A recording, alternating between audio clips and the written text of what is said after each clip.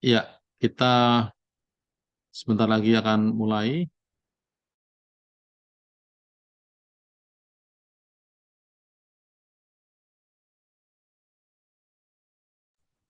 Pak, saya izin off cam ya Pak. Soalnya kalau on cam sinyalnya putus-putus suara. Ya, ya, nggak apa-apa.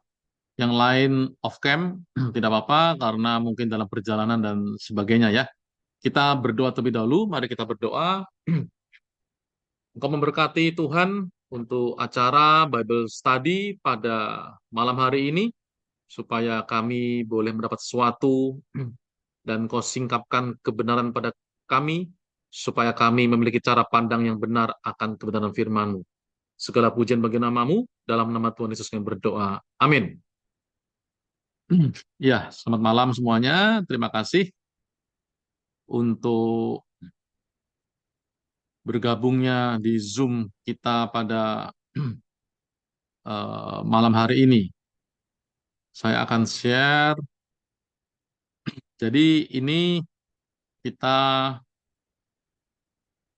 lebih tepatnya, ini saya rekam supaya nanti bisa dilihat, rencananya mau saya masukkan ke YouTube. Jadi supaya kita bisa melihat kembali dari apa yang saya sudah sampaikan. Di sini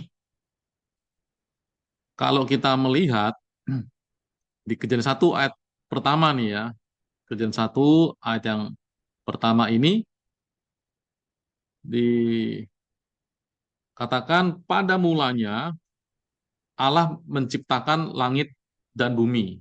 Begitu ya. Jadi pada mulanya Allah menciptakan langit dan bumi. Kalau Allah menciptakan langit dan bumi, sorry, maka seharusnya maka seharusnya waktu Allah berkata jadi, begitu ya, maka seharusnya jadi ya, langit dan buminya itu jadi. Pada mulanya Allah menciptakan langit dan bumi. Itu tidak bisa ini ya, sudah tidak perlu didebat ya, ketika Allah menciptakan langit dan bumi pasti jadi ya, langit dan bumi pasti jadi. Nah, pertanyaannya yang aneh itu adalah bagaimana ceritanya di ayat yang kedua. Di ayat yang kedua di situ jadi nggak itu? Kan dikatakan demikian nih, bumi belum berbentuk dan kosong. Itu ya, di sini. Bumi belum berbentuk dan kosong. Nah, padahal di ayat pertama sudah dikatakan Allah itu menciptakan langit dan bumi. Sudah jadi tuh. Jadi begitu Allah berkata dalam sekejap, sudah pasti langsung jadi. Langit dan buminya langsung jadi. Gitu ya.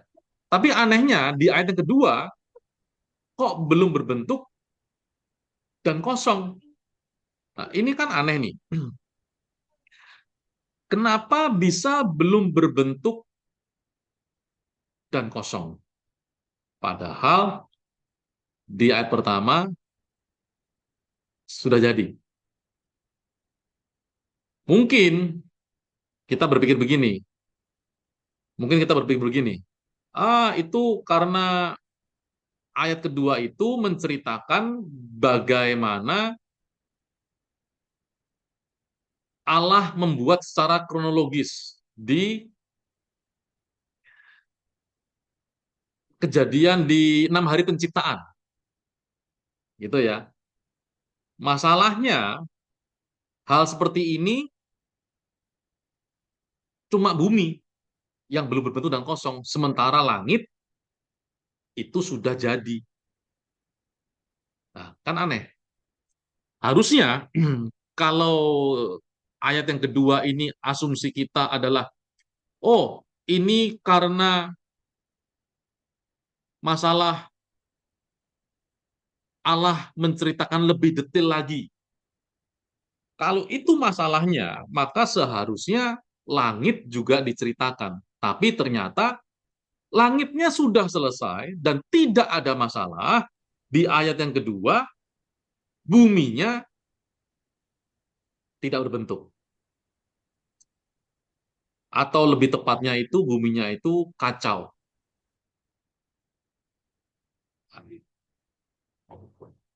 Nah, ini suatu hal yang mungkin belum pernah kita pikirkan. Di sini kita perlu memikirkan nih, ada apa atau apa yang terjadi antara ayat 1 dan ayat 2. Ayat pertama, Tuhan menciptakan langit dan bumi. Langit dan bumi loh. Artinya kalau ayat 2 buminya belum berbentuk tapi langitnya sudah jadi, berarti ada sesuatu yang terjadi dengan bumi yang sudah diciptakan. Nah, ada namanya gap teori. Oh, Chandra, lanjut lagi. Ya, supaya yang di sini bisa ikut. Ya, di sini ada yang namanya gap teori. Nah, gap teori itu adalah antara ayat 1 dan ayat yang kedua ada yang terjadi. Sesuatu yang terjadi, dan sesuatu yang terjadi ini jangka waktunya itu bisa jutaan atau miliaran tahun. Jadi sangat panjang. Antara ayat pertama dengan ayat yang kedua ada yang namanya sebuah jarak gap yang kira-kira bisa jutaan sampai miliaran tahun. Apa yang terjadi di sana? Nah, ini next, Chandra. Nah, ini saya menjelaskan ya. Yang nomor satu ini adalah masa kekekalan. Yang satu ini ya, masa kekekalan di mana Allah merancangkan segala sesuatu. Jadi blueprintnya alam semesta. Ini yang di angka satu. Di mana Allah baru hanya ada Allah saja. Tidak ada yang lain. Jadi hanya ada Allah saja. Tidak ada yang lain. Kalau ada yang mau tanya, boleh langsung tanya ya. Langsung open mic ya. Nggak apa-apa ya. Bisa langsung bertanya. Tidak perlu menunggu sampai saya berhenti. Karena saya nggak akan berhenti kalau tidak ada yang bertanya. Jadi kalau ada bertanya baru saya berhenti. Nah, di sini masa kekekalan ini Allah merancangkan segala sesuatu. Berarti segala sesuatu itu belum ada. Segala sesuatu itu masih dalam rancangannya Allah. Nah, karena Allah punya blueprint, karena Allah punya blueprint, maka blueprint ini akhirnya akan dijalankan. Jadi Allah akan menjalankan rencananya yang ada di blueprintnya. Gitu ya. Ini dalam sisi kronologis ya. Kalau ada yang mau bertanya, boleh langsung tanyakan ya. Lalu kemudian di yang kedua, di sini Allah mulai mencipta nih. Eh, nomor dua ya maksudnya ya, nomor dua, yaitu Kejadian 1 ayat yang pertama, maka dimulailah penciptaan. Kalau di Alkitab itu langit dan bumi. Nah, selain langit dan bumi, juga makhluk rohani, yaitu malaikat. Maka dimulailah penciptaan malaikat, surga, langit, dan bumi, dan semua Allah ciptakan. Yang nomor dua. Lalu kemudian dalam masa Kejadian 1 ayat yang pertama ini terjadi pemberontakan iblis. Terjadi pemberontakan iblis. Iblis memberontak dan dibuang ke bumi. Itu ya. Nah, ini yang ketiga. Terjadi pemberontakan, iblisnya dibuang ke bumi. Nah, sedikit saya memberikan uh, informasi bahwa iblis itu waktu di perjanjian yang selama ini kita berpikir iblis itu masih bisa datang ke surga, itu tidak mungkin. Iblis tidak mungkin datang ke surga lagi. Mengapa tidak mungkin datang ke surga lagi? Karena surga itu penuh dengan kesucian dan kekudusan Tuhan. Kalau surga itu penuh dengan kesucian dan kekudusan Tuhan, bagaimana mungkin iblis sebagai dalam perjanjian baru ada dikatakan sebagai roh kenajisan bisa tahan berhadapan dengan kekudusan Tuhan? Itu jelas tidak mungkin. Jadi iblis tidak bisa masuk ke surga lagi atau naik ke surga atau datang ke surga di dalam kekudusannya Allah. Itu sudah pasti tidak mungkin terjadi. Gitu ya. Nah, bagaimana dengan kisah Ayub? Kan kalau nggak ada yang tanya ya. Kisah Ayub itu bagaimana? Kan di situ kan datang tuh di hadapan Tuhan. Ya kan? Di situ dikatakan di ayat pertama tuh, ayat yang ke-6, suatu hari datanglah anak-anak Allah menghadap Tuhan dan di antara mereka datanglah juga iblis. Nah, itu kan datang tuh di hadapan Tuhan. Datang di hadapan Tuhannya benar, karena memang begitu bunyinya, tetapi dengan mengatakan datang di hadapan Tuhan, kita asumsikan itu surga, itu dua hal yang berbeda. Karena di hadapan Tuhan dengan surga itu dua hal yang berbeda. Surga itu tidak diidentikan dengan di hadapan Tuhan. Nah, itu asumsi. Jadi, tidak seperti itu. Di hadapan Tuhan itu bisa di mana saja. Nah, waktu di Musa menaruh menaruh tongkat, lalu kemudian dua loh batu, itu dikatakan di hadapan Tuhan. Lalu waktu orang Israel datang atau siapapun datang, datangnya di hadapan Tuhan.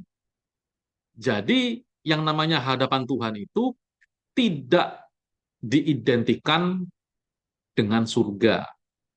Nah, di sini makanya saya ingin memberi informasi bahwa iblis itu tidak mungkin untuk datang ke surga, di mana iblis itu adalah roh najis, penuh dengan dosa dan pemberontakan, bisa keluar masuk surga.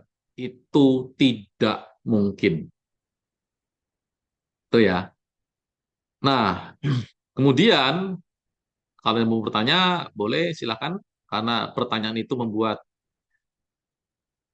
Zoom kita menjadi hidup ya. Lalu kemudian, Ya Pak, bertanya Pak. oh iya, ya, ya, sebentar, saya stop stop share screen dulu ya. Oke, siapa tadi ya yang tanya ya? Nah, ini Pak Siregar nih. Oke, Pak Siregar. Habis Pak Siregar nanti Bu Angelin ya. Selamat malam. Oke, silakan, silakan, silakan Pak Siregar. Ya, saya mengimajinasikannya kalau misalkan tadi Bapak bilang di hadapan Tuhan, ini identik dengan kehadiran Tuhan di mana-mana gitu Pak ya. Maksudnya gimana Pak? Kehadiran Tuhan di mana-mana? Tadi kan Bapak bilang bahwa iblis berbicara hubungan dengan peristiwa Ayub kan di hadapan Tuhan kan begitu Pak.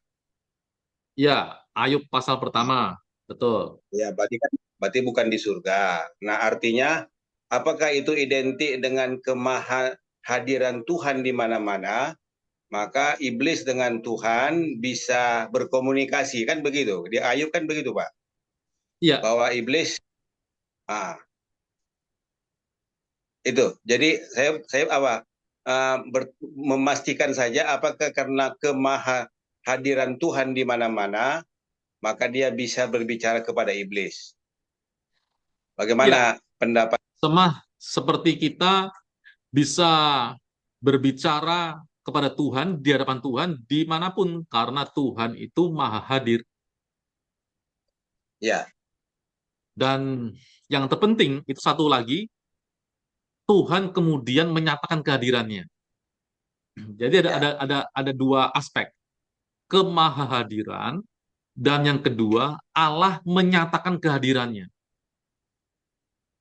Karena sekalipun Allah maha hadir, tapi kalau Allah tidak menyatakan kehadirannya ya artinya Allah tidak sedang ingin berkomunikasi, istilahnya begitu. ya. Gitu Pak ya. Baik, baik Pak. Terima kasih Ya, untuk apa terima kasih. penegasan. Ya, Ya. terima kasih Pak Siregar. Silakan Bu Angelin. Oke, Shalom, selamat malam. Pak Yotam, saya mau bertanya karena tadi pembahasannya mengenai di Kejadian 1, pasal 1 ya, ayat 1. Itu kan Tuhan menciptakan tadi ya, di PowerPoint-nya Bapak, malaikat gitu ya kan, terus ya manusia penciptaan lah ya Pak. Lalu di Kejadian pasal 1, sorry ya, ayat 2 ya, kalau nggak salah yang pemberontakan malaikat. Nah, itu Ya, kan terjadi karena adanya iblis bukan ya, ayat 2, bukan ayat 2, tapi pasal di 2. setelah di apa di nomor kedua, nomor kedua. Oh, nomor kedua. Oke. Di nomor kedua itu Pak, saya mau tanya maksudnya malaikat yang jatuh ini eh jika memang penciptaannya kan dari awal yang tadi yang di sebelumnya, ini iblis ini eh rangkaian dari ciptaan yang apakah berbarengan atau bagaimana ya Pak? Ini kan Kejadian 1 pasal 1, lalu disinilah iblis mengacaukan bumi. Nah, disinilah iblis mengacaukan bumi di Kejadian 1 ayat 2. Eh yang saya mau tanya gini ya Pak, ini sekali lagi saya juga mau klaim bahwa saya tetap percaya bahwa apa Alkitab itu firman Tuhan dan saya percaya 100%, tapi secara logika gitu ya, saya hanya bertanya gitu, berhubung lagi menimba ilmu kan gitu ya kan. Secara akademis, iblisnya ini eh, bagian rangkaian penciptaan yang di sebelah mananya Pak ya? Maksudnya kenapa bisa si malaikat ini jatuh gitu? Berarti kan kehadirannya dia sudah ada terlebih dahulu gitu dan merasuk gitu ke dalam si malaikat yang jatuh ini. Share screen saya sudah muncul, Sudah, Pak? sudah ya. Nah, eh, ini jadi karena semua itu kan pasti diciptakan ya, kan tidak mungkin ada dengan sendirinya kecuali Allah kan. Ya. Ya, jadi Kejadian 1 ayat pertama itu kan dimulai penciptaan, karena di nomor 1 di sini adalah rancangan segala sesuatu atau blueprintnya Allah, gitu ya. Blueprintnya Allah. Nah, terus kemudian di yang nomor dua ini Kejadian 1 ayat 1 ya, bukan bukan ayat yang kedua. Ya, penciptaan kan? Jadi, apakah suara saya masih terdengar dengan Ya, jelas? jelas, Pak. Oke.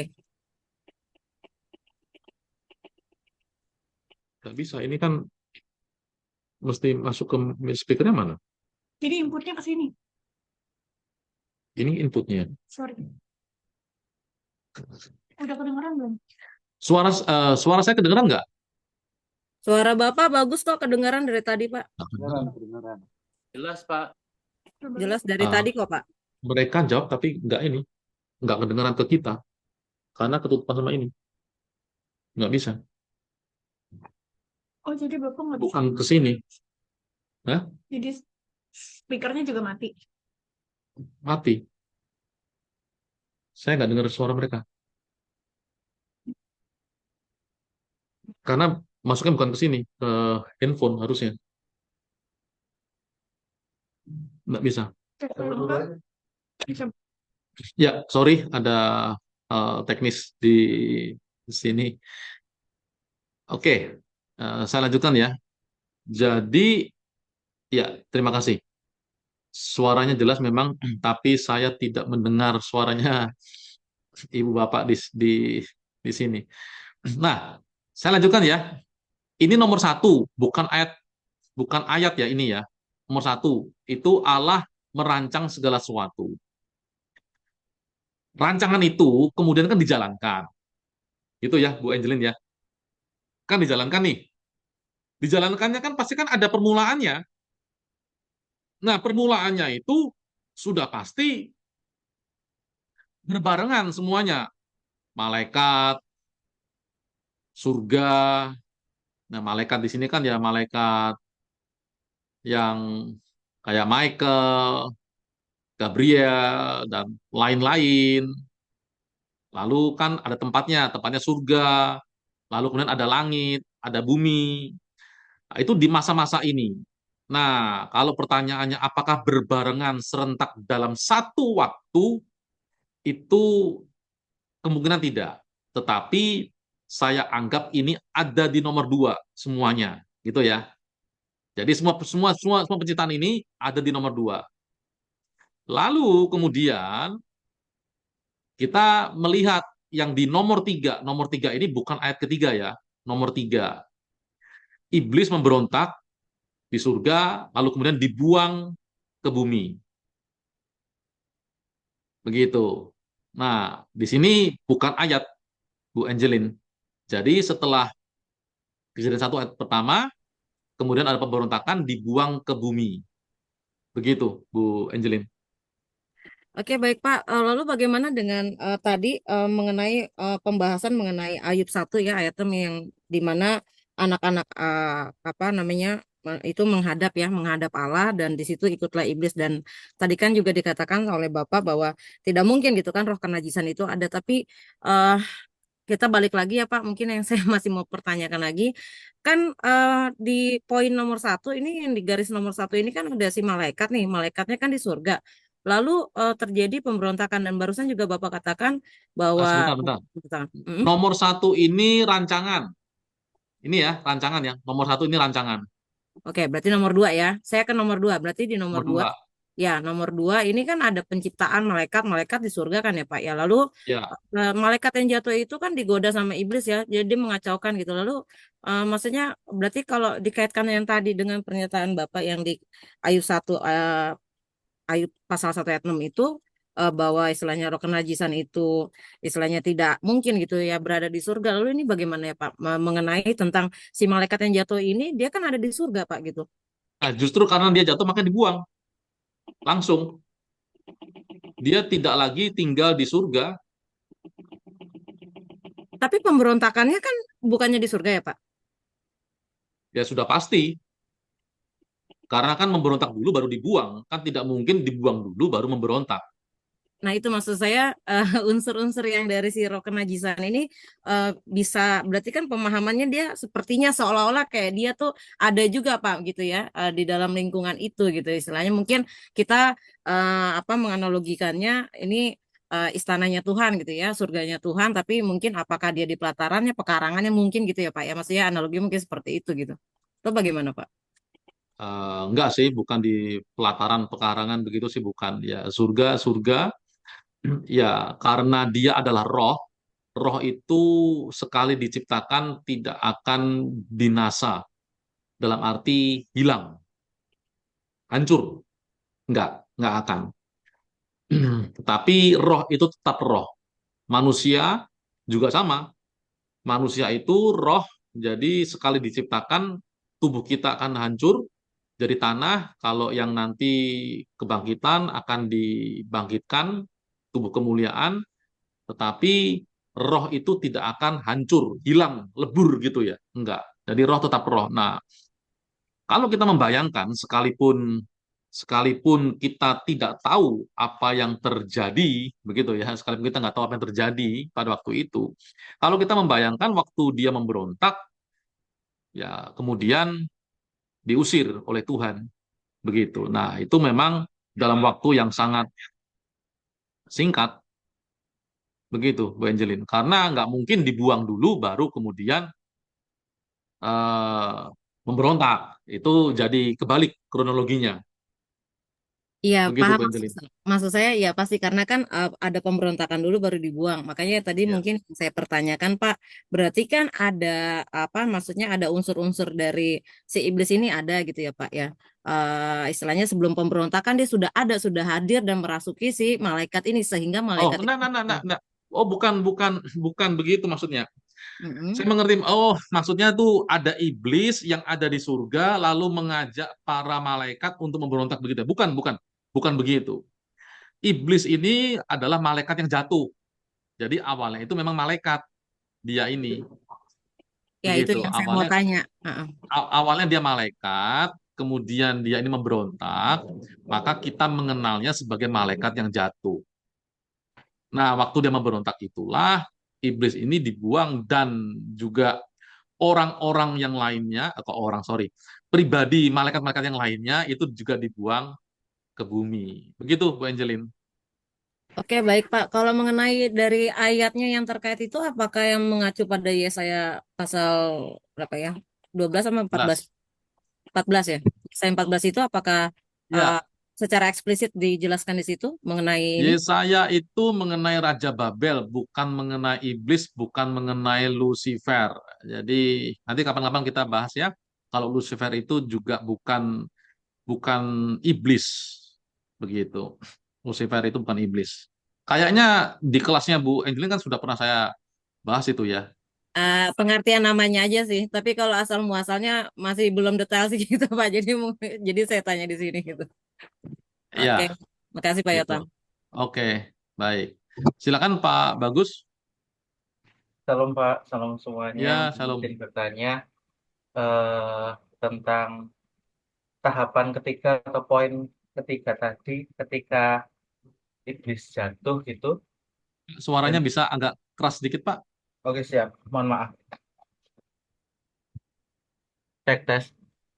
Ya, Oke, Pak, mohon maaf bertanya berkaitan dengan poin nomor 3 atau tahapan ketiga, di mana tadi tertulis di sana bahwa momen kejatuhan iblis seperti itu, pemberontakan iblis dan dibuang ke bumi. Nah, dan sebentar barusan Bapak juga katakan bahwa iblis merupakan malaikat yang terjatuh. Ini saya ada dua pertanyaan Pak mengenai hal itu. Yang pertama, eh, ketika malaikat terjatuh, berarti malaikat punya keputusan ya. Berarti free will itu juga ada atas setiap malaikat. Apakah statement itu Bapak setuju? Kemudian yang kedua adalah tentang dosa atau kejatuhan pertama. Eh, Kalau misal kita berandai-andai, si malaikat ini kan belum pernah melihat dosa, entah siapapun itu namanya ya. melihat. Sebentar, Mbak. Ini mungkin ada ini ya, ada satu hal yang perlu diluruskan untuk definisi-definisinya ya. Jadi iblis itu tidak pernah melihat dosa karena dosa itu bukan sesuatu. Dosa itu adalah perbuatan yang melanggar. Nah, itu mungkin supaya tidak salah persepsi, Pak. Siap. Belum pernah melihat tindakan dosa seperti itu ya, Pak, berarti bahasanya. Bukan, bukan, bukan belum pernah melihat, tapi belum jatuh dalam dosa. Oke.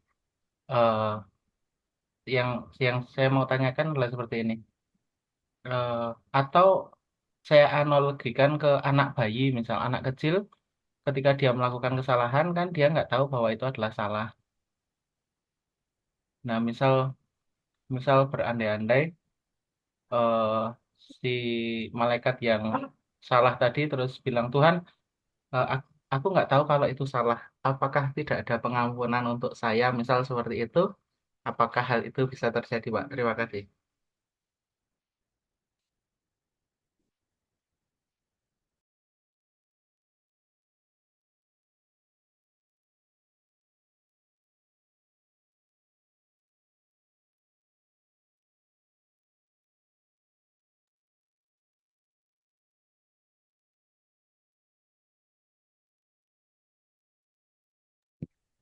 Baik, jadi iblis itu dia itu kan ada di surga. Dia tahu akan Allah, dia tahu kekudusan Allah, dia tahu segala-galanya tentang Allah, tetapi kemudian dia memilih untuk memberontak melawan Allah. Jadi karena itulah, karena dia sudah tahu segala-galanya tentang Allah, maka sekali jalan tidak ada jalan balik, Pak Bagus. Karena dia sudah tahu segala-galanya tentang Allah. Dalam kemahatauannya Allah, bahwa iblis ini memberontak dan iblis ini sudah sangat tahu tentang Allah karena kan ada di tahtanya Allah, ada di surga. Di surga, jadi sekali dia jatuh dalam dosa, sudah selesai, tidak ada jalan balik. Begitu, Pak Bagus. Ya, Pak, terima kasih. Ya, Kemudian tentang pertanyaan yang pertama, berarti memang malaikat punya kehendak bebas ya, Pak? itu saya harus bertanya, apa arti dari kehendak bebas menurut Pak Bagus? Nah, kalau seperti ini, saya tidak keberatan sih, tetapi kita agak melebar, agak melebar karena setelah ngomong kehendak bebas, kita akan berkata, akan membahas mengenai, karena pasti akan muncul pertanyaan. Pertanyaannya adalah mengenai kedaulatan Tuhan. Nah, dan seterusnya.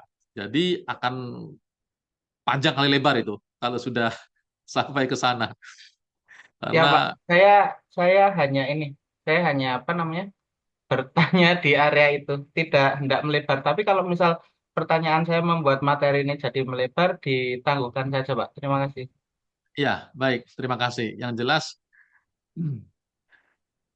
kalau mengenai kehendak bebas saya harus menanyakan lebih dahulu definisi kehendak bebas itu apa. Lalu kita sepakat untuk menyamakan persepsi mengenai kehendak bebas. Nah, kalau sudah sama, baru kita bisa melangkah. Begitu ya, Pak Bagus ya. Karena kalau enggak, persepsinya Pak Bagus kehendak bebas seperti ini, persepsi saya seperti ini. Nah, itu menjadi tidak ketemu, gitu ya. Siap. Terima kasih, Pak. Ya, baik, terima kasih. Erika Saya satu dong. lanjutkan. Oh, ya, Bu Iya, Erika, iya boleh. penasaran Pak. Iya, Ya, terima kasih banyak silakan. Bapak kesempatannya. Pak, penasaran tadi Bapak bilang eh, Allah itu satu satu gitu kan, ditegaskan, ditekankan Allahnya satu gitu. Sedangkan kita kenal kan Allah kita itu Allah Tritunggal. Yesus, Roh Kudus itu sudah ada gitu kan Pak. Tapi tadi Bapak tekankan di sini Allahnya masih satu gitu. Itu pertanyaan pertama. Pertanyaan kedua, Kenapa malaikat itu di surga bisa memberontak, Pak? Kan di surga itu tadi seperti yang Bapak jelaskan suci, kudus gitu ya, Pak. Nggak ada kenajisan. Kok ada hati yang jelek gitu dari malaikat itu, Pak? Terima kasih, Bapak. Ya, kalau yang pertama, ya sejak dari awal Allah itu ya tiga pribadi yang kita kenal dengan Trinitas. Begitu. Jadi, sejak dari awal itu sudah ada, Bu Erika.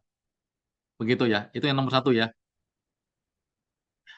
Yang nomor dua, nah ini berhubungan nih dengan kehendak bebas dan sebenarnya tentang kalau dalam bahasa teologinya itu predestinasi. Nah, saya tidak keberatan membahas tentang predestinasi sebenarnya, tetapi yang menjadi masalah kalau kita membahas predestinasi itu butuh topik khusus, waktu khusus, dan berkali-kali untuk membicarakan mengenai predestinasi.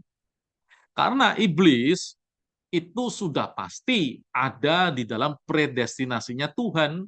Tidak mungkin tidak. Karena waktu Tuhan membuat rencana, membuat rancangan yang di sini, yang di nomor, entah saya share, sudah muncul ya. Yang di sini, nomor satu ini ya rancangan ya, blueprint ya, alam semesta dan isinya, dan kemudian dijalankan mulai dari sini sampai seterusnya, sampai akhir zaman di sini, sudah pasti berjalan sesuai dengan blueprintnya Allah. Tidak mungkin meleset. Kenapa tidak mungkin meleset? Karena Allah kita adalah Allah yang maha kuasa. Karena Allah kita Allah yang maha kuasa, tidak ada satu pribadi pun di alam semesta ini yang bisa menggagalkan rencana dan rancangan Tuhan. Kalau ada yang bisa menggagalkan rencana dan rancangan Tuhan, maka yang bisa menggagalkannya itu juga bisa menggagalkan rencana dan rancangan Tuhan yang lain. Nah, kalau bisa digagalkan, pertanyaannya sekarang siapa yang jadi Tuhan? Nah, itu salah satu pembahasan mengenai predestinasi.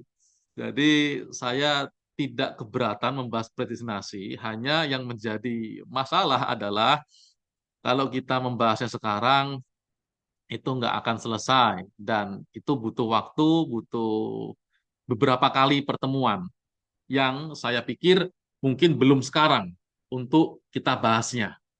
Gitu ya, Bu Erika. Iya, Bapak. Terima kasih, Pak. Ya, terima kasih. Karena memang kejadian pasal pertama, apalagi nanti nih kejatuhan, nah itu nanti di sana ada predestinasi di kejatuhan Adam dan Hawa. Nanti ada tuh di sana. Tapi tentu dengan eh, pagar yang terbatas, tidak saya buka semua pertanyaan tentang predestinasi karena nanti jadinya sangat melebar kemana-mana. Nah, saya lanjutkan ya. Saya lanjutkan paling tidak supaya kita bisa selesai poinnya. Lalu kemudian di di sini nomor 3 ada kejatuhan ya. Karena kan tidak mungkin tiba-tiba iblis di surga dibuang ke bumi tanpa kejatuhan. Nggak mungkin itu. Pasti ada kejatuhan. Maka dibuanglah ke bumi. Nah, yang belum ada pertanyaan nih. Belum ada pertanyaan. Yang harusnya ada pertanyaan, tapi belum ada pertanyaan. Apakah benar iblis itu dibuangnya ke bumi? Nggak langsung ke neraka gitu? Nah, itu belum ada pertanyaan. Nah, kalau kita mau melihat, maka sebenarnya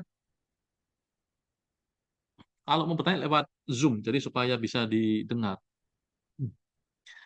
Jadi kalau kita melihat kan begini, tempat itu ada beberapa ya.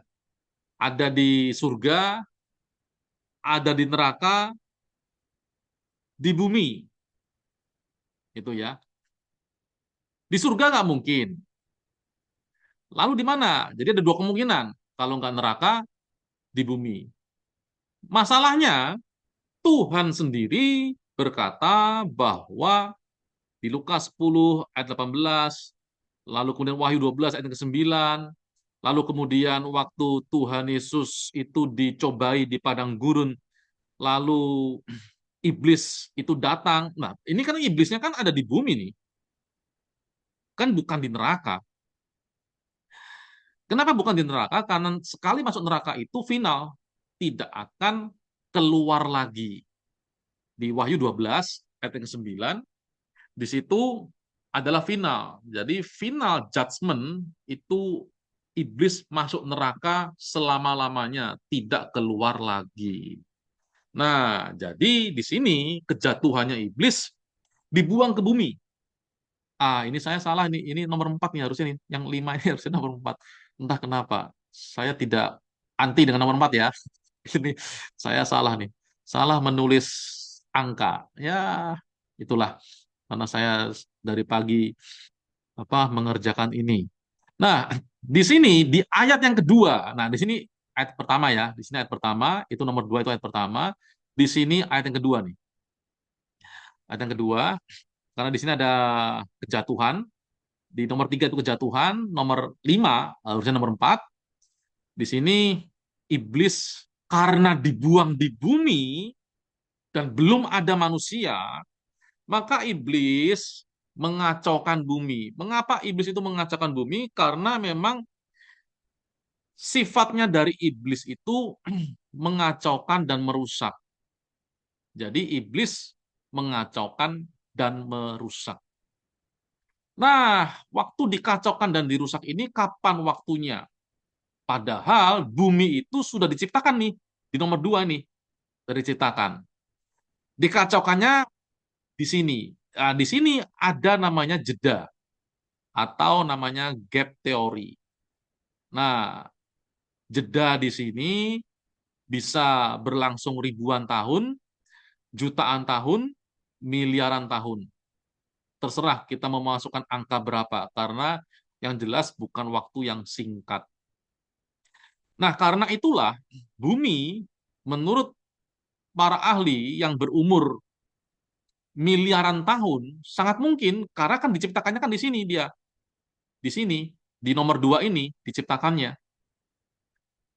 Sedangkan penciptaan hari pertama, kedua dan ketiga itu kan ada di nomor yang ke-6 ini ya, dan seterusnya. Ke sana ini nomor 6 dan seterusnya itu adalah penciptaan hari pertama. Jadi bumi umurnya itu dihitung mulai dari nomor yang kedua. Nomor yang kedua ini. Bukan di nomor yang ke-6. Itu ya. Nah, lalu kemudian di sini yang menarik adalah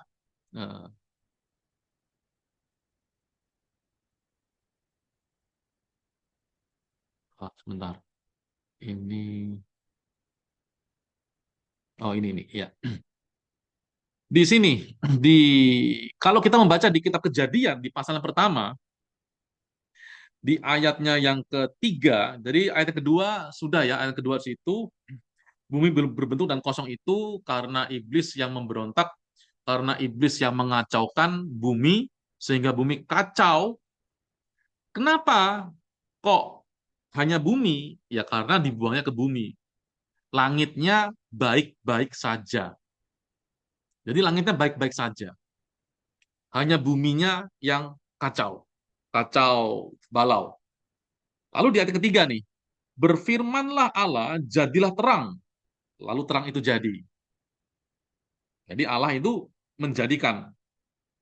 Allah melihat bahwa terang itu baik, lalu, nah ini ada hal yang aneh. Dikatakan bahwa lalu terang itu dipisahkan dari gelap. Nah, terang dipisahkan dari gelap. Next, Chandra. Pertanyaannya, bagaimana mungkin terang dipisahkan dari gelap? Kalau menurut definisi dari, ya silakan di googling, saya juga sudah menggoogling. Jadi inti dari arti gelap itu adalah ketiadaan cahaya. The absence of light in a place. Jadi ketiadaan cahaya pada satu tempat. Itu artinya gelap. Nah, kalau ibu bapak ini di rumah ya, di rumah, lalu kemudian gelap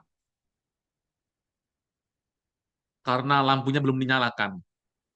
Pertanyaannya, gelap yang di rumah itu eksis atau tidak? Gelap itu eksis atau tidak?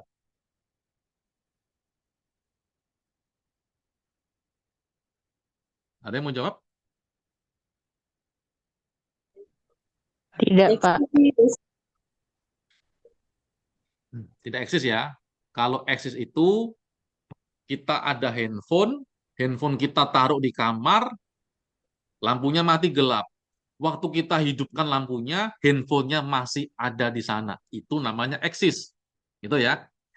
Tapi kalau gelap itu di kamar, lampunya mati, begitu kita hidupkan, gelapnya sudah hilang. Bukan dia pergi. Karena memang gelap itu definisinya ketiadaan cahaya. Sesuatu yang tidak eksis. Tetapi yang menjadi masalah adalah firman Tuhan itu mengatakan dipisahkannyalah terang itu dari gelap. Nah, bagaimana ceritanya nih? Terang dipisahkan dari gelap. Kalau namanya memisahkan, ya, bahasa aslinya juga tetap saja sama, artinya dipisahkan, di-separate, dipisahkan. Kalau namanya dipisahkan, berarti ini kan sesuatu hal yang ada, yang eksis gelapnya itu. Gitu ya. Kalau nggak eksis ya nggak mungkin. Berarti sesuatu yang eksis gelapnya ini. Ini kan nggak masuk di akal ya. Bagaimana ceritanya?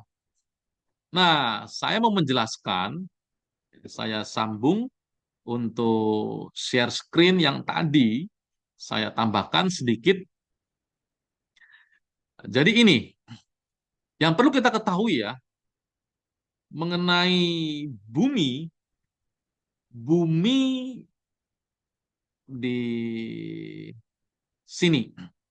Jadi saya mengambil patokan penciptaan hari pertama.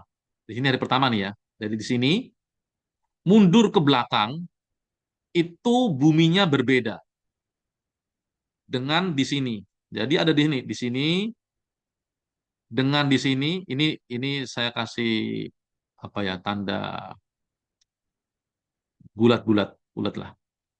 Bumi yang di sini dengan bumi yang ada di sini, nah ini yang kotak lah, kotak. Itu bumi yang sama, tapi suasana dan situasinya berbeda. Karena hari pertama ini dan seterusnya sampai hari ke-6 itu direstorasi oleh Tuhan. Dibentuk lagi oleh Tuhan. Ditata kembali oleh Tuhan. Itu di sini. Dari sini sampai ke sini itu berbeda. Karena ada iblis yang mengacaukan. Kita nggak pernah tahu tuh. Sebelum dikacaukan iblis, buminya seperti apa, kita tidak tahu. Setelah dikacaukan iblis, buminya rusaknya seperti apa, kita nggak tahu.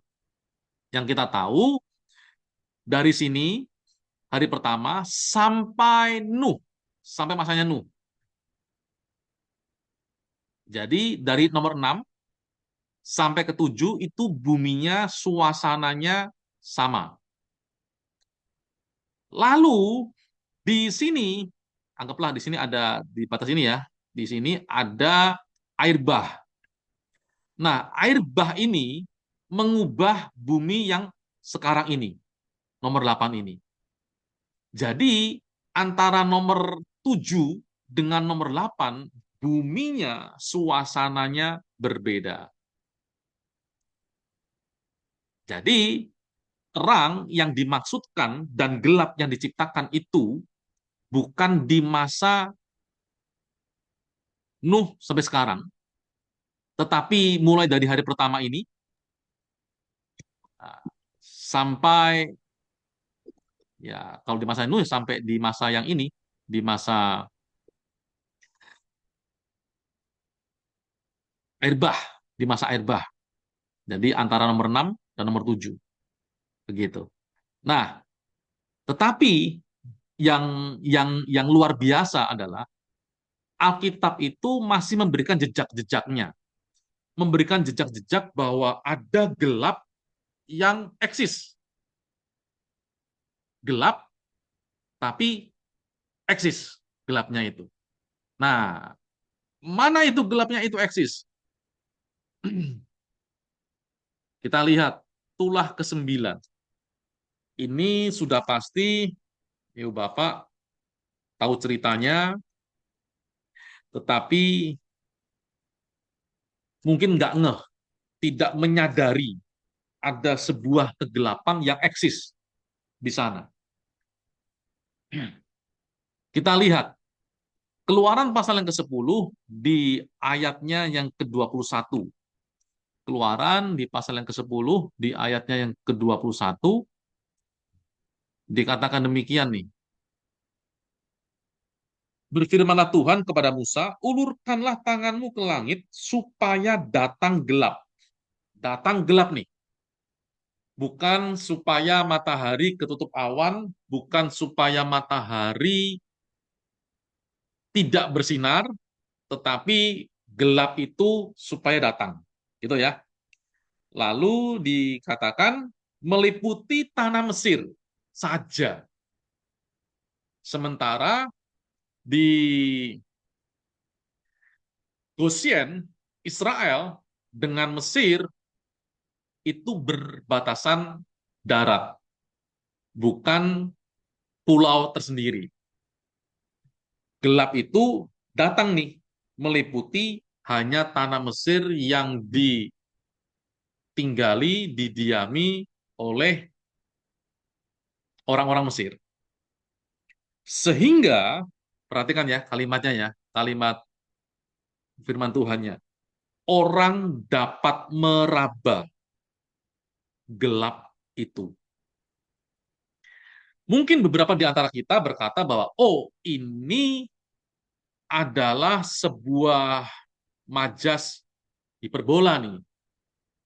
Ini mungkin majas hiperbola, sehingga mengatakan bahwa seolah-olah gelap itu bisa diraba. Mungkin saja, mungkin, tetapi kita lihat untuk berikutnya. Dikatakan demikian, lalu Musa mengulurkan tangannya ke langit, dan datanglah gelap gulita. Datanglah gelap gulita di seluruh Mesir selama 3 hari. Tidak ada orang yang dapat melihat temannya. Juga tidak ada orang yang dapat bangun dari tempatnya selama 3 hari. Tetapi pada semua orang Israel yang hanya berbatasan dengan darat, darat ya, di situ dikatakan di Israel itu ada terang di tempat kediamannya. Saya mau tanya nih, mau tanya yang di Zoom. Kalau rumahnya ibu bapak, saudara-saudari sedang mati lampu, Apa yang dilakukan? Meratapi Ambil nasib atau emergensi, apa? ambil Apa Bu Erika? emergensi, Pak. Ambil emergensi, lampu emergensi, Emergensi Pak. apa? Pasang lilin, Lampu Pak. emergensi. HP Ya, Pak, senternya.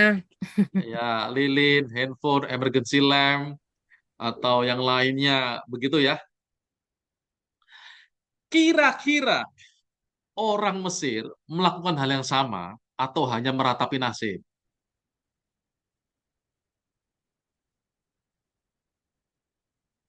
Gimana? Belum pernah kepikiran ya? Belum pernah kepikiran, Pak Tegas meratapi nasib. Jadi nggak 3 hari loh Pak, 3 hari. 3 hari. 3 hari itu apa nggak makan juga? 3 hari itu apa hanya meratapi nasib?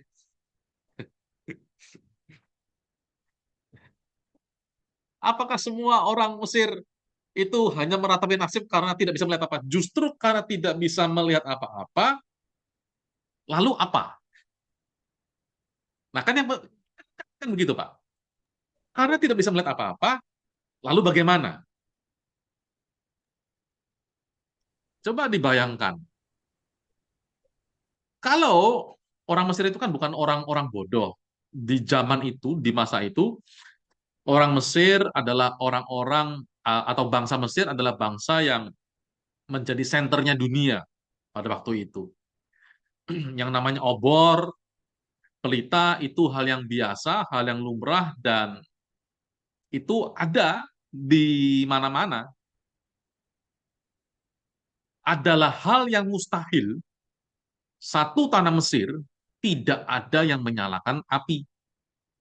Sudah pasti secara natural semua orang meraba-raba mencari api. Dapat nih, ya apa namanya ya, pada waktu itu mungkin pemantik atau apa yang mungkin kalau zaman sekarang kan korek, zaman dulu saya nggak tahu apa namanya, ya mungkin batu batu Satu api digasa-gasa. atau apapun gitulah ya. Nah, pertanyaannya itu kan pasti dilakukan, tidak mungkin tidak. Pasti dong, nggak mungkin tidak dong, 3 hari loh ini. Nah, waktu dilakukan,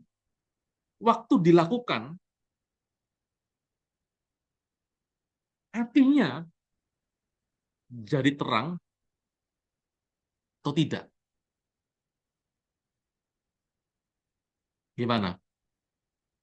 Kita mungkin belum pernah berpikir ini. Ya, silakan. Ini siapa nih?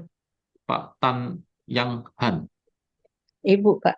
Oh, Ibu Tan. Mohon maaf, Bu. Tidak terang, Pak. Kenapa, Bu, tidak terang, Bu? Karena itu gelapnya kan gelap eh, eksis. Jadi gelapnya ya gelap gitu, gelap gulita.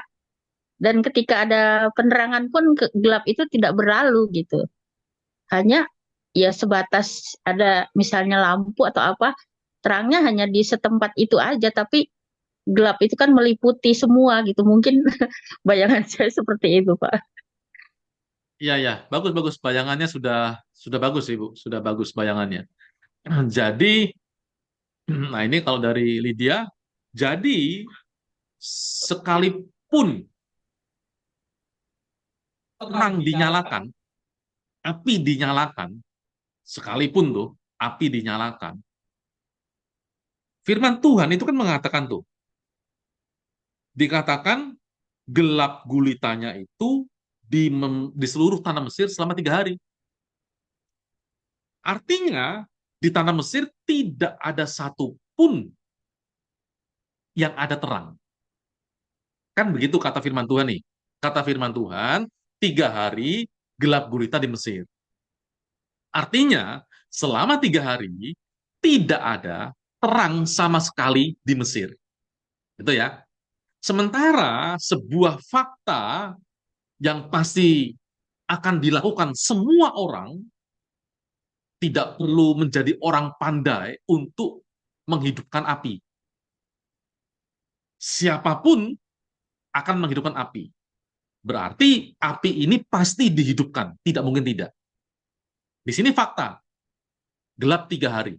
Di sini juga dikatakan api dinyalakan. Nah, kalau api berusaha untuk dinyalakan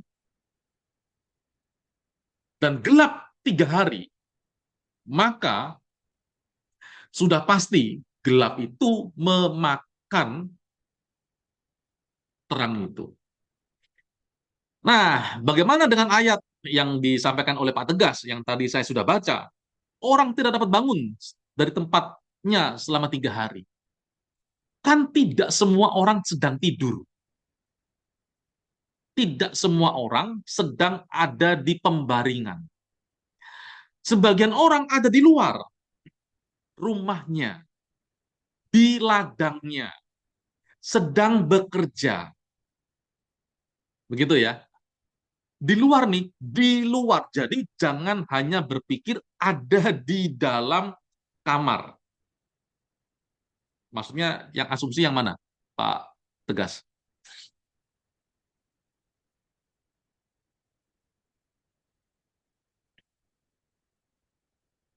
Yang mana Pak Tegas? Maksudnya yang asumsinya yang di luar atau yang di dalam atau yang apa maksudnya? Mungkin bisa Yang ayat 23, dibantu. Pak. Yang ayat 23, Pak. Iya, Iya, maksudnya tidak ada orang yang dapat bangun dari tempatnya itu. Tadi Pak Yota mengatakan tidak semuanya tidur. Itu asumsi atau gimana, Pak? ya, itu sudah pasti Pak. Itu sudah pasti karena namanya orang aktivitas kan tidak satu bangsa ada di tempat tidur semua, Pak. Soalnya ini bukan di tempat tidur, Pak. Tidak dapat bangun dari tempatnya. Nah, ini Ya, ini bisa tempat tidur, bisa bisa di tempat kerja atau gimana itu, Pak? ya. Jadi kalau di sini tidak bisa bangun, artinya dia itu kan ya berbaring, gitu ya. Tapi kalau dia itu tidak sedang berbaring, dia sedang berdiri, dia sedang berjalan, karena tidak semua orang itu kan, ya kalau Pak Tegas memikirkan mungkin semua orang sedang jongkok, sedang rebahan, sedang duduk bersila, kan tidak semua orang seperti itu, Pak. Ya, Betul, oke, Pak oke, ya? Pak. Ya, oke, Pak. Karena ini misalnya satu bangsa, Pak. Bukan satu rumah. Kalau satu rumah itu bisa sangat mungkin.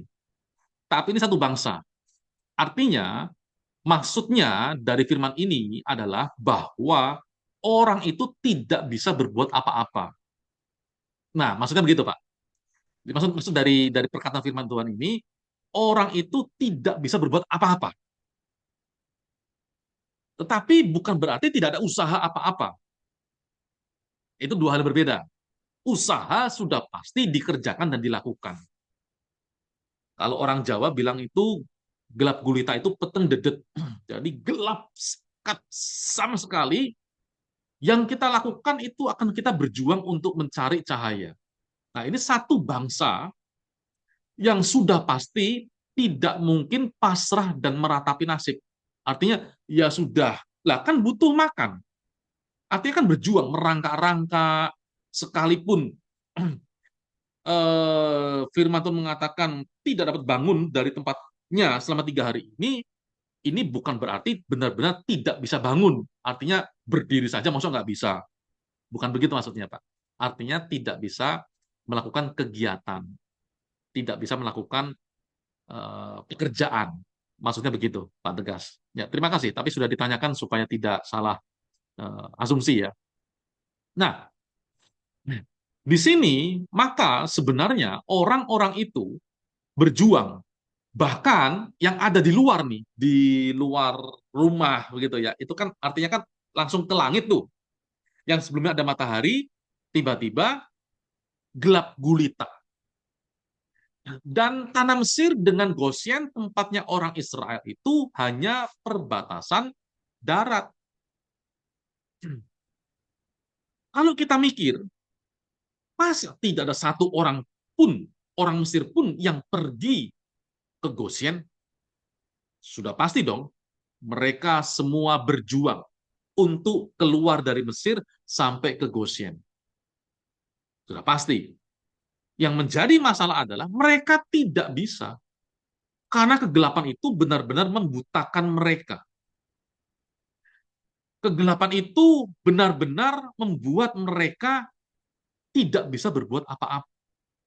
Kegelapan itu memakan terang apapun yang mereka nyalakan.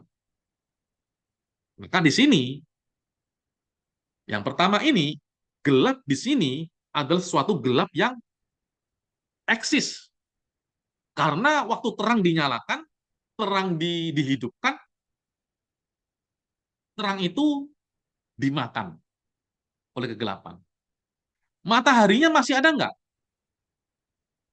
Mataharinya masih ada nggak? Di luar sana. Menurut Bapak Ibu, masih ada nggak mataharinya? Kayaknya sih masih, Pak. Oke. Ya sudah pasti harus masih. Karena Israel menikmati matahari. Dan ini penghukuman hanya untuk Mesir, bukan seluruh dunia. Itu dua hal yang berbeda ya. Ini hanya untuk Mesir saja. Maka berarti sudah pasti ada matahari. Gitu ya. Nah, karena masih ada matahari,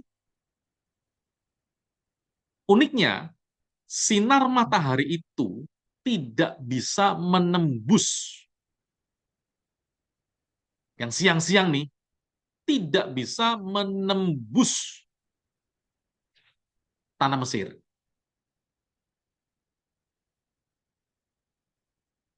Kalau begitu, ini bukan cuma sekedar gelap seperti malam. Malam, walaupun tanpa bintang, tanpa bulan, kita masih bisa melihat dengan jelas kok. Iya kan? Yang ada di pelosok-pelosok daerah, mungkin di puncak gunung, begitu ya. Waktu kita ada di sana, kita masih bisa melihat dengan jelas. Sekalipun gelap sekali, masih bisa melihat. Tapi ini, kegelapan itu datang dan eksis. Itu yang pertama ya. Lalu kemudian, yang berikutnya. Yang ke ini sesuatu yang keren nih. Di Lukas di pasal 23 ini terjadi nih. Lukas di pasal yang ke-23 di ayat 44. Saya yakin kita semua di sini sudah pernah membaca ayat ini. Tapi nggak pernah menyadari ini sebuah kegelapan yang eksis. Di Lukas pasal 24 Lukas 23 ayat yang ke-44, Lukas pasal yang ke-23 ayat yang ke-44 dikatakan demikian. Ini saat Yesus di atas kayu salib. Ketika itu hari sudah kira-kira jam 12.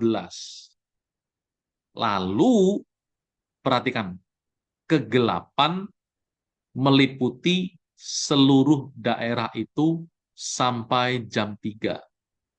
Jadi ada 3 jam.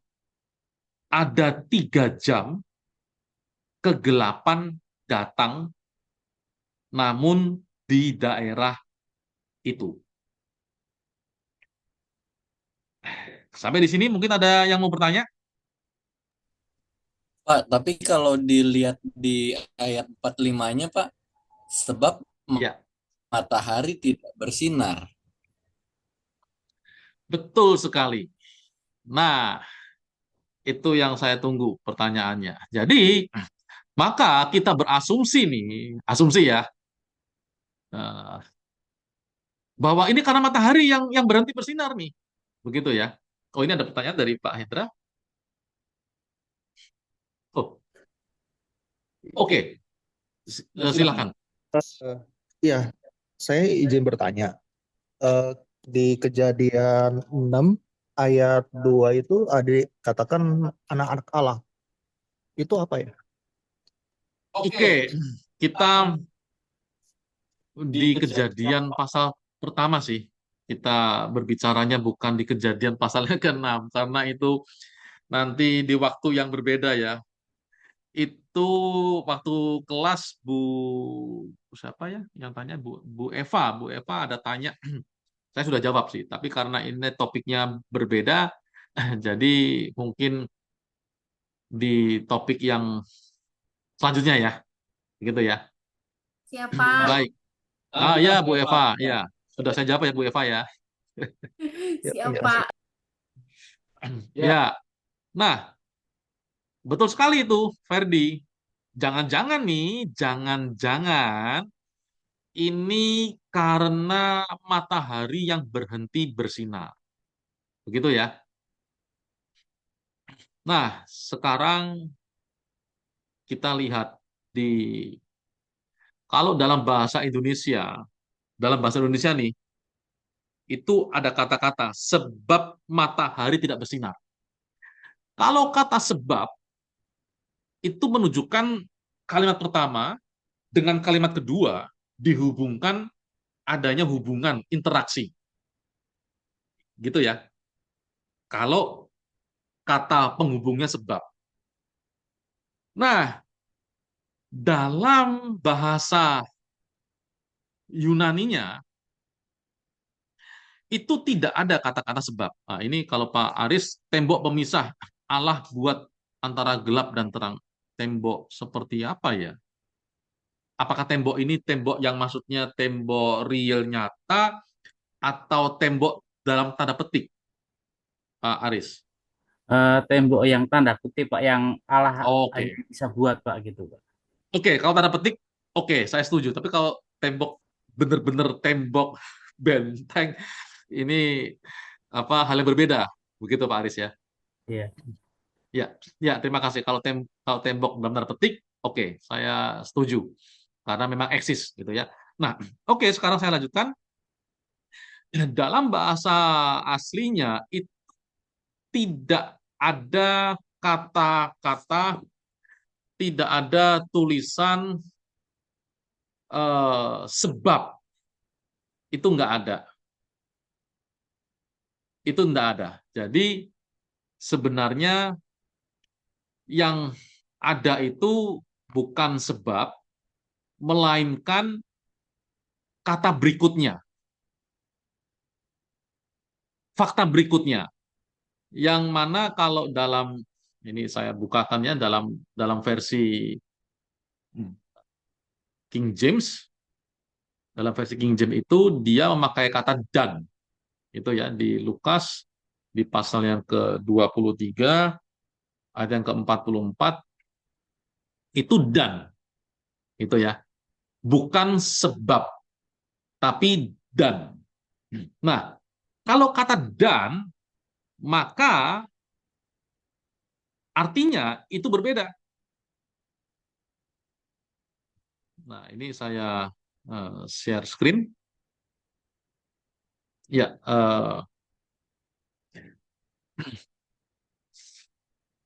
di versi King James, and the sun was darkened. Jadi tidak ada sebab akibat dengan yang pertama. Kita mungkin waktu membaca ini hanya berpikir atau karena otak kita sudah mengasumsikan ya kalau gelap itu berarti matahari yang tidak bersinar, selesai sudah. Tapi waktu kita teliti lagi, kita lihat lagi, ternyata itu dua hal yang berbeda. Di ayat 44, kegelapan itu meliputi seluruh daerah itu sampai jam 3. 3 jam lamanya. Kegelapannya datang. Kegelapannya datang selama 3 jam. Itu ya. Nah, lalu di ayat 45, dan the sun was darkened. matahari menjadi gelap. Dalam terjemahan lain nih, Contemporary English Version, English Revised Version, God's Word, the sun stopped shining. Matahari berhenti bersinar. Nah, matahari berhenti bersinar inilah kemudian meliputi seluruhnya karena matahari berhenti bersinar. Nah, ini mungkin kita membacanya hanya sekilas. Karena membacanya hanya sekilas, kita mungkin tidak memperhatikan ada yang seperti itu. Gitu ya. Kita nggak memperhatikan. Tapi ternyata benar-benar kegelapan itu datang dulu. Ini dicatat oleh kitab Lukas nih. Jadi Lukas itu tidak membalik catatannya, dia menulisnya kegelapan dulu. Datang 3 jam, lalu dan matahari menjadi gelap. Uniknya, Lukas itu mencatat seperti itu. Karena apa? Karena kalau Lukas mencatatnya kebalik nih. Lukas mencatatnya matahari berhenti bersinar atau matahari menjadi gelap, lalu kemudian kegelapan datang, maka seluruh pembaca mengasumsikannya gelap itu karena matahari yang tidak bersinar. Tetapi Lukas, dia dalam hikmatnya Roh Kudus, dia membalik sengaja. Mengapa sengaja membalik? Karena ini dua fakta yang berbeda. Dua hal yang berbeda. Bukan sebab dan akibat. Kegelapan datang dulu, 3 jam sampai jam 3, lalu matahari berhenti bersinar. Coba bayangkan ya, Ibu Bapak, Saudara-saudari ya, matahari itu terjadi panas itu karena ada reaksi nuklir yang non-stop tidak terhingga. Di waktu Yesus mati, mataharinya berhenti bersinar, tidak bersinar, menjadi gelap. Bagaimana ceritanya bisa begitu? Lalu, kemudian, waktu Tuhan Yesus di Danau Galilea nih, angin ribut datang, lalu kemudian murid-muridnya takut, lalu kemudian meminta Yesus untuk menolong mereka. Yesus kemudian menghardik angin itu, dan danau itu pun teduh. Orang-orang bertanya-tanya nih, siapa gerangan orang ini sampai angin dan danau pun tunduk padanya? Loh, kalau kata-kata angin dan danau tunduk pada Yesus, maka asumsinya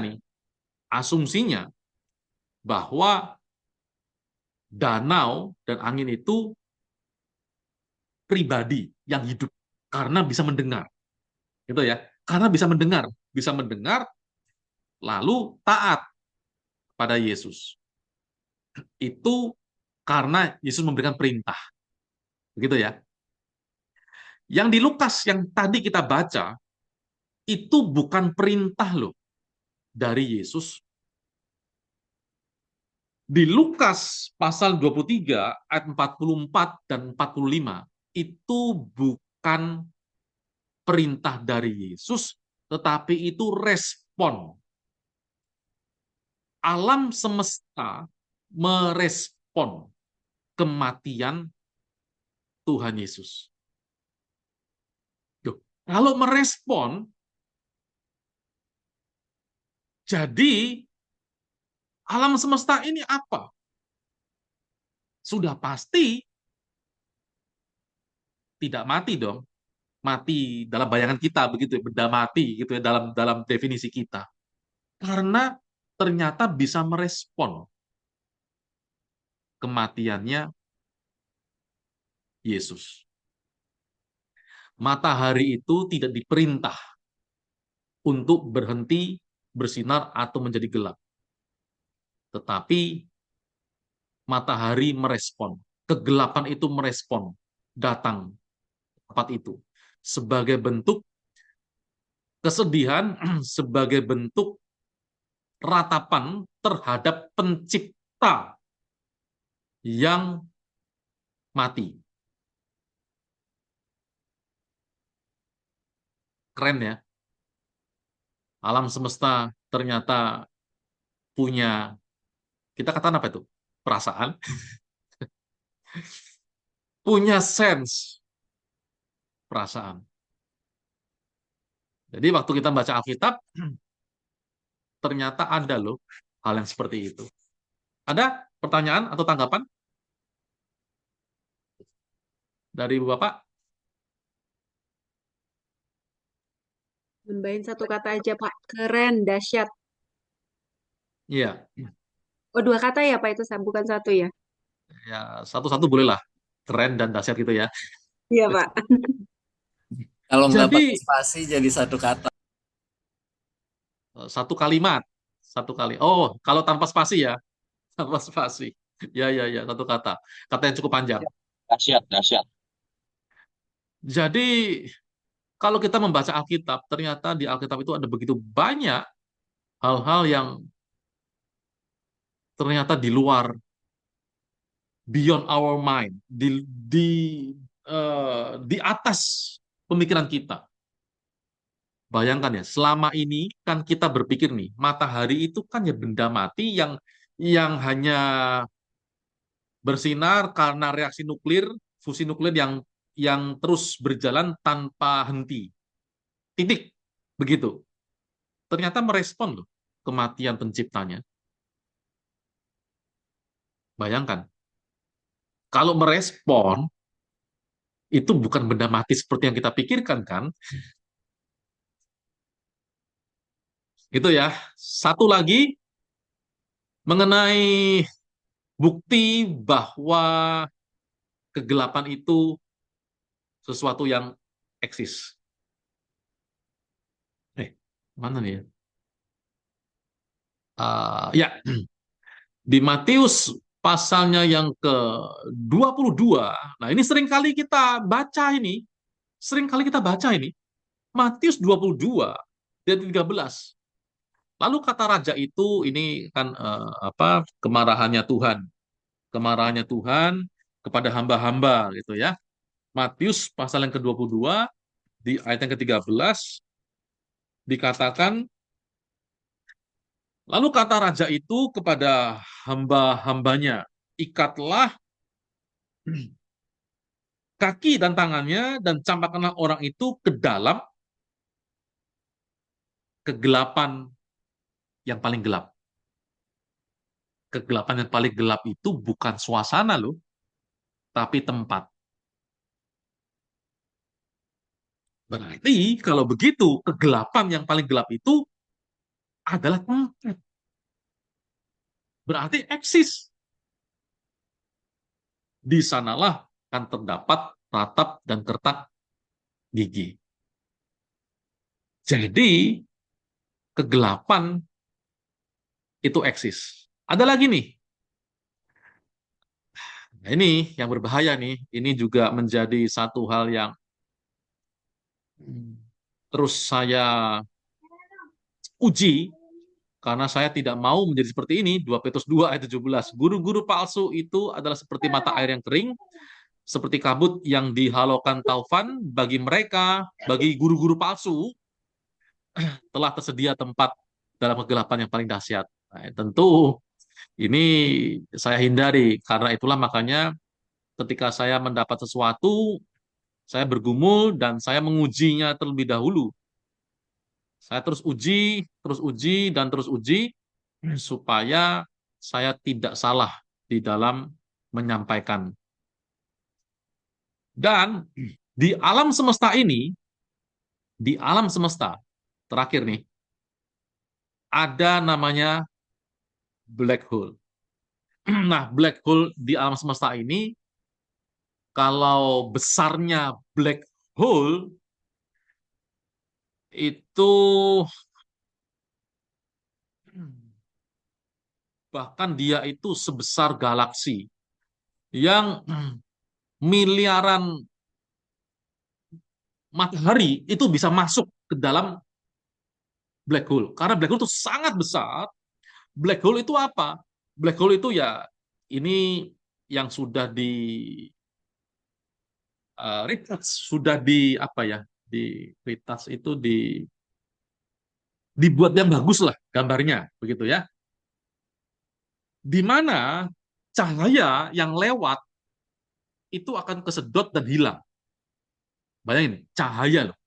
Jadi kalau bintang lewat, kesedot, hilang. Itu namanya black hole. Jadi mau bintang-bintang apapun yang lewat di sana, kesedot ke dalam kegelapan, cahayanya hilang. Itu namanya black hole. Nah, apakah black hole ini neraka? Jangan ditanyakan, karena saya tidak tahu. Dan tidak ada di Alkitab. Ya, mungkin bisa menjadi itu kegelapan tempat yang paling gelap. Dan itu kan seperti apa, tanpa ada dasarnya, tanpa ujungnya. Saya nggak tahu. Tapi yang jelas ini sudah ditemukan oleh para ilmuwan. Jadi ibu bapak, saudara-saudari bisa cek di YouTube, di Google black hole. Nanti akan muncul gambar asli yang pertamanya. Jelek banget. Dan ini yang sudah di-retouch begitu. Nah, sampai di sini apakah ada yang mau bertanya atau ingin memberikan masukan, komentar? Saya persilakan kalau ada. Ya, silakan, Ferdi. Iya Pak, saya nggak mau bertanya sih Pak, cuma mau ngambil kesimpulan aja ya Pak. Jadi dari selama ini kan ilmuwan selalu bilang bumi itu berumur 4,5 miliar tahun ya Pak. Dan ternyata akhirnya di Alkitab kan kalau dihitung-hitung bumi itu umurnya sekitar 6 ribuan tahun. Itu kan masih jadi perdebatan ya Pak. Tapi setelah dengar penjelasan Bapak ya, mungkin bisa bisa benar juga bumi itu berumur 4,5 miliar tahun karena ada jarak di ayat 1 dan ayat 2 tadi di Kejadian 1. Kemudian Iya. juga untuk yang masalah kegelapan yang eksis ya Pak. Saya pernah nonton juga di National Geographic gitu. Jadi kita itu kan ada namanya materi dan juga ada antimateri ya Pak di bumi ini. Nah, jadi para ilmuwan itu mereka nggak tahu gimana caranya mereka, saya nggak mendalami banget. Jadi mereka itu berteori bahwa kalau ada materi terang, ada juga yang namanya dark matter. Dan dark matter itu ditemukan jejak-jejaknya di dalam bumi ini. Nggak tahu itu caranya mereka gimana, menurut mereka seperti itu. Dan mereka itu lagi mencari-cari yang namanya dark matter. Kemungkinan dark matter itu ya materi gelap yang Bapak bilang eksis itu ya Pak. Jadi kesimpulannya ternyata sains yang selama ini beredar teori-teorinya itu kalau memang kita mendalami Alkitab seperti pembedahan ini, ternyata mereka juga kayaknya nggak bertentangan nih Pak sama Alkitab. Iya. Gitu sih, Pak. Dalam hal ini ya, Ya, tidak dalam hal ini. bertentangan. Jadi, tapi ada dalam hal yang lain itu bertentangan. Contohnya adalah misalnya umur fosil tertentu yang sudah dikatakan bisa jutaan miliaran tahun. Nah, itu cara penghitungannya ada yang salah, tapi saya tidak sampaikan di sini karena itu nanti di masa-masanya Nuh baru saya akan sampaikan karena ada hubungannya dengan Nuh di sana. Jadi penghitungan yang C14, karbon 14. Nah, itu ada kekeliruan dari ilmuwan yang fatal yang sehingga standarnya jadi salah di sana. Gitu, Ferdi. Ya, terima kasih, Pak. Ya, sama-sama. Baik. Ada lagi yang mau mungkin bertanya, memberi tanggapan, memberi masukan?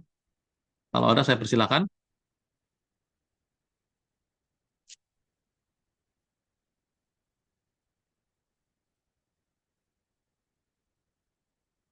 Sudah? Tidak ada? Semuanya sudah sudah jelas? Jadi, Udah jelas, Pak. sudah jelas ya, Bu Eva ya? Iya, Pak. Alkitab itu sangat unik dan luar biasa. Semakin kita dalami, ada begitu banyak hal yang mungkin selama ini kita tidak ketahui, tetapi kalau Tuhan membukakan, ada banyak hal-hal yang luar biasa. Yang luar biasa itu sebenarnya tadi itu matahari itu merespon, alam semesta merespon. Itu luar biasa sih. Kalau mereka aja merespon, masa kita yang hidup nggak merespon, ya kan? Kita yang anak Tuhan, masa tidak merespon yang baik. Harusnya kita merespon. Berarti betul kata Bapak tadi malam ya Pak, kita harus mendefinisi ulang Definisikan. ya makhluk hidup tuh sebetulnya apa begitu. Iya, betul. Jadi apa arti dari makhluk hidup? Kan merespon itu kan sebagai salah satu ciri makhluk hidup kan? Virus saja yang tanpa sel bisa dikatakan sebagai makhluk hidup. Nah, apalagi ini bisa merespon begitu. Ya, shalom Pak Tema. Jadi begitu.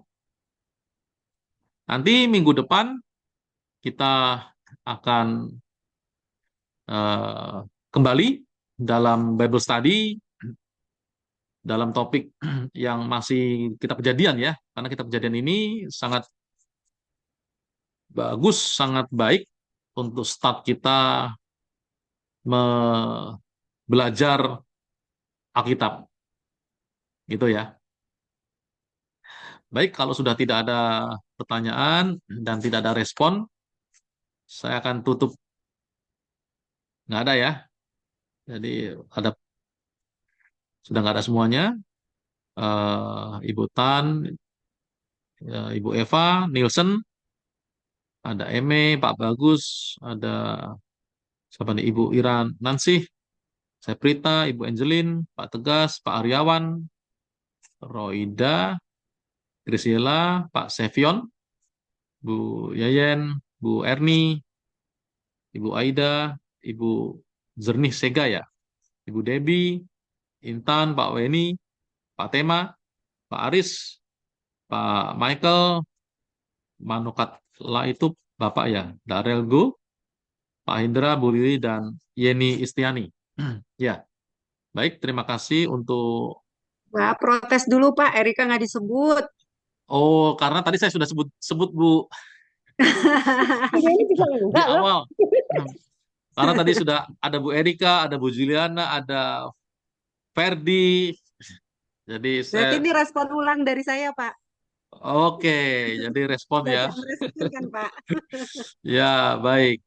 Baik kalau Pak, gitu. ada bocoran nggak Pak buat materi minggu depan Pak? Ya, materi minggu depan yang seru itu mengenai kejatuhan ke dalam dosa. Itu gimana ceritanya? Gitu ya. Adam dan Hawa jatuh dalam dosa. Itu itu itu nggak akan bisa selesai satu kali, mungkin akan next Bible study-nya, yang kedua, yang ketiga, yang keempat, mungkin masih berhubungan. Nah, yang tadi yang siapa tadi yang bertanya Pak Bagus ya? Atau siapa tadi ya yang mengenai eh Free will. Free will. Ya, gitu ya.